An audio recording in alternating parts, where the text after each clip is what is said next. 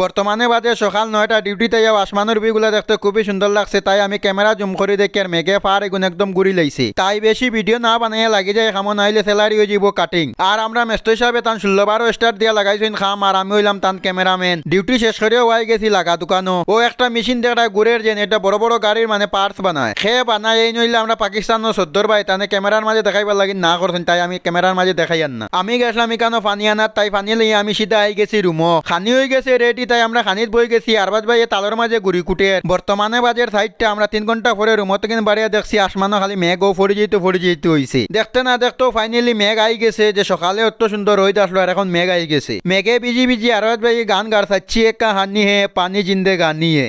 पंछी सुर में गाते हैं। খুবই ফাটাফাটি মেঘ দের, তাই আমরা দরজা বন্ধ করে বাইরে দিয়ে দেখি আর গাড়ি পর্যন্ত চলে হয়ে গেছে। আধা ঘন্টা মেঘ দিতে উমানো সড়ক বুড়িয়ে যার, তাই পানি থানিতে খুবই মজা লাগে। আমিও পানি থানি আর হেরে দিয়ে গেছে আমরা চা।